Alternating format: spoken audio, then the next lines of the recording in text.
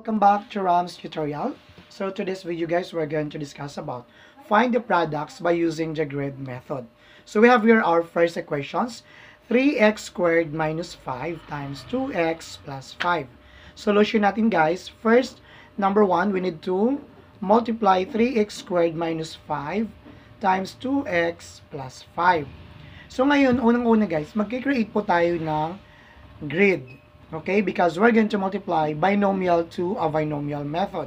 So, ito yung grid na ginodrawing ko po. Okay? Divide into 2, 1, 2. Ganito po yan siya pag-drawing natin. Kasi dito po sa kabila, dito natin ilalagay yung ibang term. The first term, ito na po, sinulat ko na po yung 3x squared. Then, itong si minus 5 or negative 5, dito ko po siya ilalagay. Yan. Sa second, box. Then, sunod ko naman ilalagay, guys.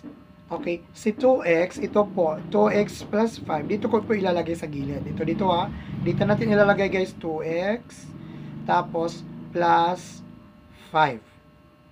Okay? And now, Chiram, ano naman po ang gagawin natin? So, i-multiply lang natin siya guys. Itong si 3, i-multiply natin yan, dito kay 2. Dito po. Pag i-multiply natin yan, 3 times 2, so, ang sagot, diba, 6 po. So, ilalagay natin si 6 dito, guys. Anong sunod, teacher? What will happen by x squared? We just rewrite x squared here. Ganon. Okay? Dito ko po yan kinuha, guys, ha? Ito po, 2 times 3 is equals to 6. So, isusulat ko si x squared po. Okay? Okay.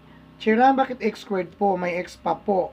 Okay? So, papalitan ko po yan, guys. X cubed na po siya. Okay? Kasi x squared po to, may x pa dito plus 1. So, x cubed na po yon. Okay? So, klaro po. So, next naman po natin, itong si 3 po, ito times natin dito kay 5. Ang sagot nun, 3 times 5, the answer is 15. Saan natin isusulat? Dito po natin isulat po yon. 15. 15 lang po ba? Hindi po. Kasi may x squared po. I-bring down natin si x squared. Yan. So, wala na ditong x, kaya x squared lang. Hindi po pwede na x cube katulad kanina, di ba po? So, okay na yung first natin. Na-filled off na natin. Dito na tayo move kay negative 5. So, dito, parang pag ganyan-ganyan yung guys, parang akala mong multiplication table. Yun ang tinatawag natin na grid method para hindi tayo mahirapan. Multiply natin si negative 5 kay 2x. So, ang sagot po, syempre negative po yun. Then, x po. Saan po si x po? Ito po yun ha. X po ito siya guys kanina. Okay, x po yan. Okay? X po yan ha. Next po siya naman ng sunod. Syempre, si negative 5 dito kay positive 5. Okay, negative and positive is always negative, different signs. So, here, ilalagay na natin guys si 5 times 5. I-multiply natin yan. Ganun lang po yun ha. Lagay natin 25, then put the sign negative po. Ganun po yun, okay? Ganun po yun ang pag-solve natin. Ang step 4 natin guys, i-move ko lang po, ipapakita ko po. Since there's no like terms, wala naman pong like terms sila dito po. Wala po sa kabila na 6x. Hindi po sila magkapareho. Okay? So the resulting is, hindi na po siya binomial. Nagiging monomials na po. So to write the product, so we're going to write the product guys. We need to convert into the standard form and arrange the monomials in decreasing degrees. Paano po? So, sulat natin na si 3x squared minus 5. Okay?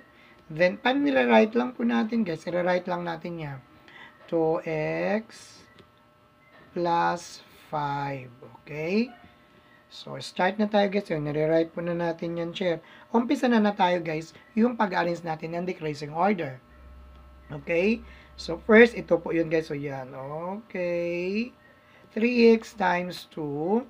Diba? Ito na yung sagot niya na kanina. So, isusulat na po natin yan. 6x cubed. Diba po? Ganyan. Okay? Plus, positive guys. Okay. Plus, ilalagay natin. Kasi yung sunod naman po natin, is si 5 and ang sunod naman po natin dito si 5 at saka si 3. Ito po yun, ito yung 5 na sinasabi ko, tapos ito yung si 3. So dito ko na lang yung guys, pwede na po siya dito. Yon. Ilalagay natin dito 15 x squared. Okay? Then minus, ito ang sunod guys ha. Ito na po yun, no? Okay, 5 times 2. Ilalagay natin dito po, 10x. Okay? Minus, ito na po sunod guys, 5 times 5, 25.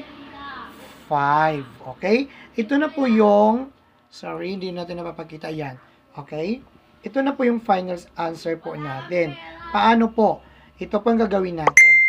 Si 5 times 5, ito po yung guys, 5 times 5, ito yung 25. Okay? Itong 10x po, dito po yung galing guys. 5 times 2. Ito yun, no? 5 times 2, 10x. Ito yun ha.